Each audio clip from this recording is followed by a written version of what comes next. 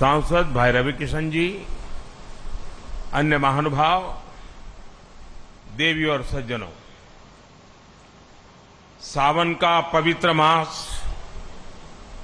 इंद्रदेव का आशीर्वाद, शिवावतार गुरु गोरखनाथ की तपोस्थली और अनेकानेक संतों की कर्मस्थली ये गीता प्रेस गोरखपुर। जब संतों का आशीर्वाद फलीभूत होता है तब इस तरह के सुखद अवसर का लाभ मिलता है। इस बार का मेरा गोरखपुर का दौरा विकास भी, विरासत भी, इस नीति का एक अद्भुत उदाहरण है। मुझे अभी चित्रमय शिव पुराण और नेपाली भाषा में शिव पुराण के विमोचन का सौभाग्य मिला है। गीता प्रेस के इस कार्यक्रम के बाद मैं गोरखपुर रेलवे स्टेशन जाऊंगा। आज से ही गोरखपुर रेलवे स्टेशन के आधुनिकीकरण का काम भी शुरू होने जा रहा है और मैंने जब से सोशल मीडिया पर इसकी तस्वीरें डाली है, लोग हैरान होकर के देख रहे हैं। लोगों ने कभी सोचा ही नहीं था कि रेलवे स्टेशनों का भी इस तरह कायाकल्प हो सकता है। और उसी कार्यक्रम में मैं गोरखपुर से लखनऊ के लिए वंदे भारत ट्रेन को हरी झंडी दिखाऊंगा और उसी समय जोधपुर से अहमदाबाद के बीच चलने वाली वंदे भारत एक्सप्रेस को भी रवाना किया जाएगा। वंदे भारत ट्रेन ने देश के मध्यम वर्ग को सुविधाओं और सहूलियतों के लिए एक नई उड़ान दी है। एक समय था जब नेता लोग चिट्ठियां लिखा करते थे कि हमारे क्षेत्र में इस ट्रेन का एक जरा हॉल्ट बना लें, उस ट्रेन का हॉल्ट बना लें। आज देश के कोने कोने से नेता मुझे चिट्ठियां लिखकर कहते हैं कि हमारे क्षेत्र से भी वंदे भारत चलाइए। ये वंदे भारत का एक क्रेज है। इन सारे आयोजनों के लिए मैं गोरखपुर के लोगों को, देश के लोगों को बहुत बहुत बधाई देता हूं। साथियों, गीता प्रेस विश्व का ऐसा इकलौता प्रिंटिंग प्रेस है जो सिर्फ एक संस्था नहीं है बल्कि एक जीवंत आस्था है। गीता प्रेस का कार्यालय करोड़ों करोड़ लोगों के लिए किसी भी मंदिर से जरा भी कम नहीं है। इसके नाम में भी गीता है और इसके काम में भी गीता है। और जहां गीता है वहां साक्षात कृष्ण है और जहां कृष्ण है वहां करुणा भी है, कर्म भी है, वहां ज्ञान का बोध भी है और विज्ञान का शोध भी है।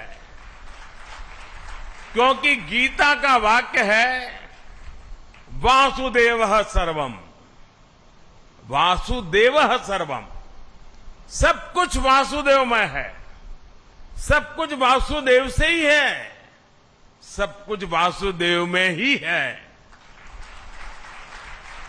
भाई और बहनों, 1923 में गीता प्रेस के रूप में यहां जो आध्यात्मिक ज्योति प्रज्वलित हुई, आज उसका प्रकाश पूरी मानवता का मार्गदर्शन कर रहा है।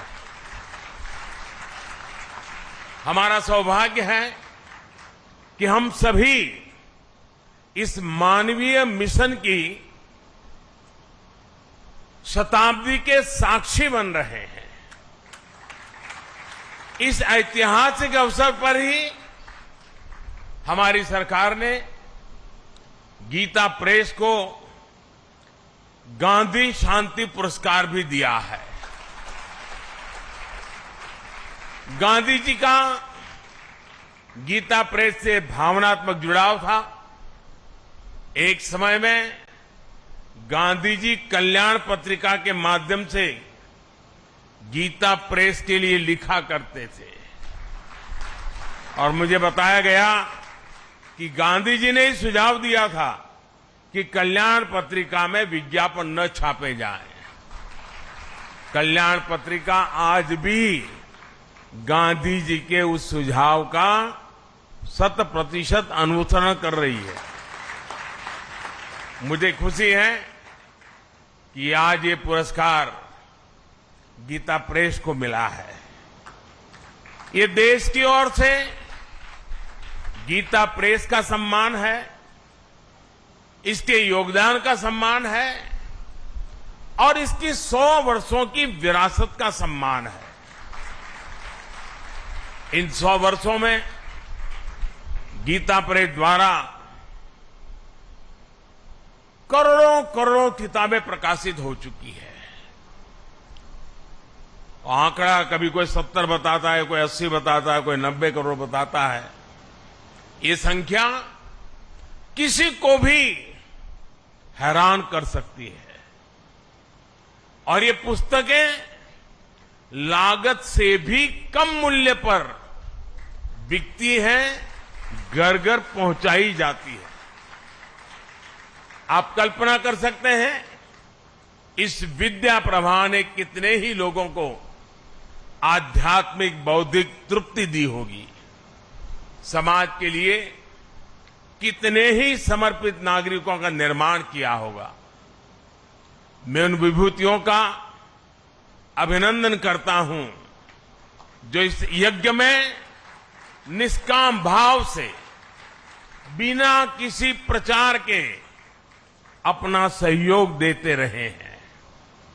मैं इस अवसर पर सेठ जी श्री जयदयाल गोयनका जी और भाई जी श्री हनुमान प्रसाद पोद्दार जैसी विभूतियों के प्रति अपनी श्रद्धांजलि भी अर्पित करता हूं। साथियों, गीता प्रेस जैसी संस्था सिर्फ धर्म और कर्म से नहीं जुड़ी है, बल्कि इसका एक राष्ट्रीय चरित्र भी है। गीता प्रेस भारत को जोड़ती है, भारत की एकजुटता को सशक्त करती है। देश भर में इसकी 20 शाखाएं हैं। देश के हर कोने में रेलवे स्टेशनों पर हमें गीता प्रेस का स्टॉल देखने को मिलता है। 15 अलग अलग भाषाओं में यहां से करीब 1600 प्रकाशन होते हैं। गीता प्रेस अलग अलग भाषाओं में भारत के मूल चिंतन को जन जन तक पहुंचाती है। गीता प्रेस एक तरह से एक भारत श्रेष्ठ भारत की भावना को प्रतिनिधित्व देती है। साथियों, गीता प्रेस ने अपने 100 वर्षों की ये यात्रा एक ऐसे समय में पूरी की है जब देश अपनी आजादी के 75 वर्ष मना रहा है। इस तरह के योग केवल संयोग नहीं होते। 1947 के पहले भारत ने निरंतर अपने पुनर्जागरण के लिए अलग अलग क्षेत्रों में प्रयास किए। अलग अलग संस्थाओं ने भारत की आत्मा को जगाने के लिए आकार लिया। इसी का परिणाम था कि 1947 आते आते भारत मन और मानस से गुलामी की बेड़ियों को तोड़ने के लिए पूरी तरह तैयार हो गया। गीता प्रेस की स्थापना भी इसका एक बहुत बड़ा आधार बनी। 100 साल पहले का ऐसा समय जब सदियों की गुलामी ने भारत की चेतना को धूमिल कर दिया था। आप भी जानते हैं कि इससे भी सैकड़ों साल पहले विदेशी आक्रांताओं ने हमारे पुस्तकालयों को जलाया था। अंग्रेजों के दौर में गुरुकुल और गुरु परंपरा लगभग नष्ट कर दिए गए थे। ऐसे में स्वाभाविक था कि ज्ञान और विरासत लुप्त होने की कगार पर थे।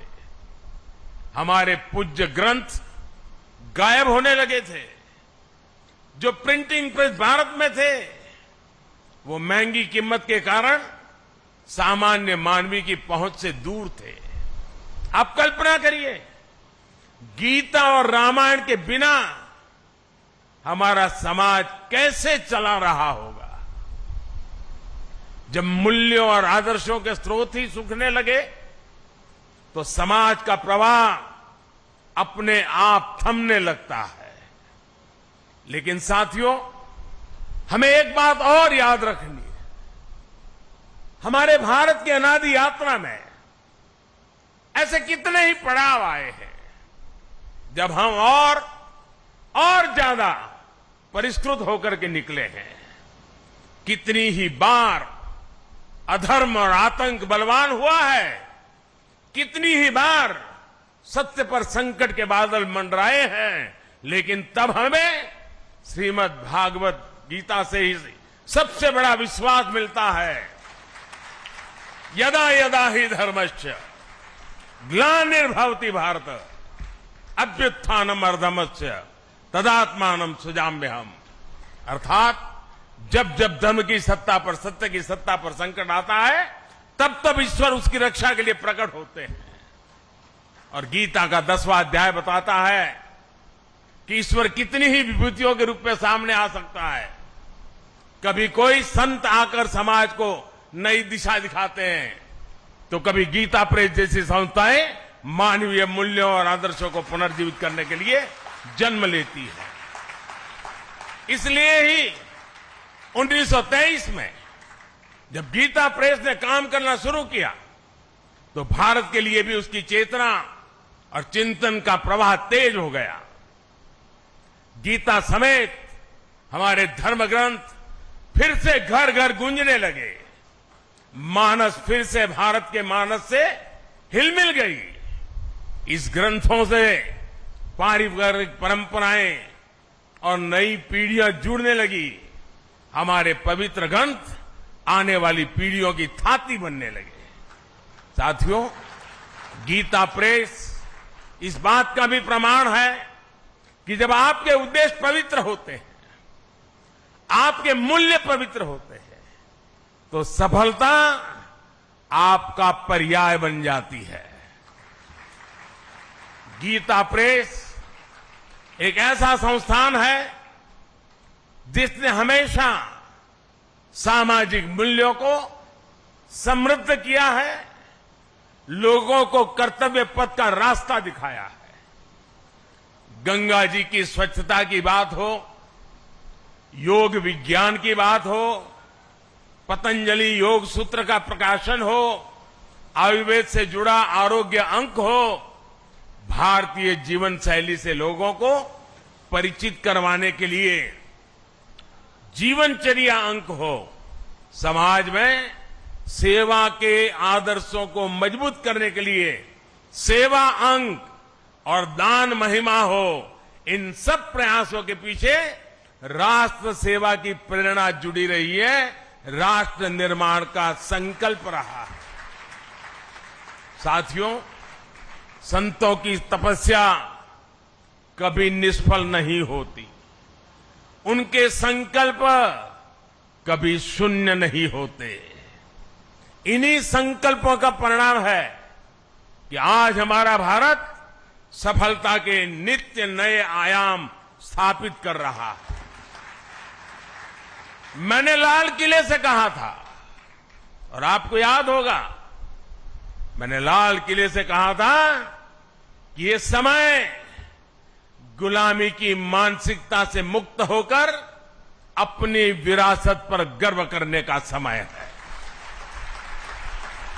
और इसलिए शुरुआत में भी मैंने कहा, आज देश विकास और विरासत दोनों को साथ लेकर चल रहा है। आज एक और भारत डिजिटल टेक्नोलॉजी में नए रिकॉर्ड बना रहा है, तो साथ ही सदियों बाद काशी में विश्वनाथ धाम का दिव्य स्वरूप भी देश के सामने प्रकट हुआ है। आज हम वर्ल्ड क्लास इंफ्रास्ट्रक्चर बना रहे हैं, तो साथ ही केदारनाथ और महाकाल महालोक जैसे तीर्थों की भव्यता के साक्षी भी बन रहे हैं। सदियों बाद अयोध्या में भव्य राम मंदिर का सपना, हमारा सपना पूरा होने जा रहा है। हम आजादी के 75 साल बाद भी अपनी नौसेना के झंडे पर गुलामी के प्रतीक चिन्ह को ढो रहे थे। हम राजधानी दिल्ली में भारतीय संसद के बगल में अंग्रेजी परंपराओं पर चल रहे थे। हमने पूरे आत्मविश्वास के साथ इन्हें बदलने का काम किया है। हमने अपनी धरोहरों को, भारतीय विचारों को वो स्थान दिया है जो उन्हें मिलना चाहिए था।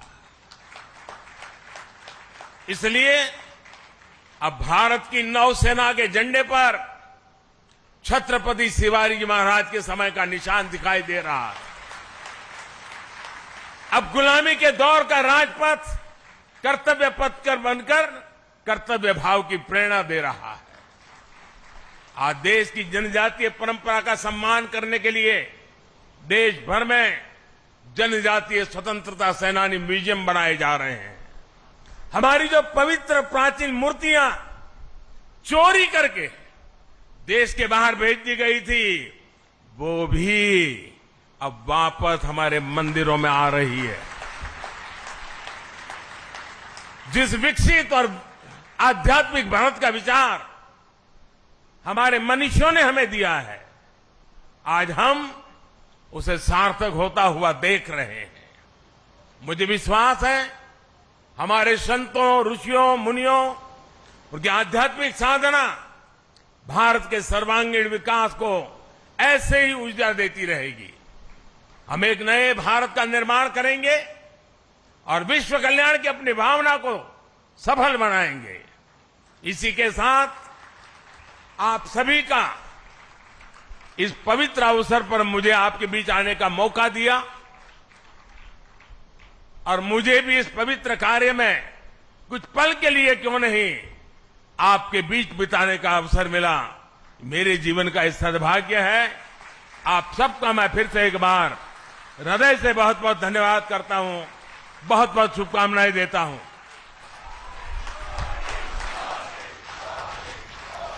तो आप सुन रहे थे प्रधानमंत्री नरेंद्र मोदी को, और देखिए प्रधानमंत्री नरेंद्र मोदी ने अपने भाषण में तमाम अहम बातों का जिक्र किया है। गीता प्रेस का किस तरीके का योगदान रहा है, सनातन संस्कृति से लेकर आस्था, सभ्यता, तमाम जगहों पर उसका जिक्र प्रधानमंत्री मोदी ने किया। ये तस्वीरें इस वक्त हम आपको दिखा रहे हैं गोरखपुर से लाइव गीता प्रेस से।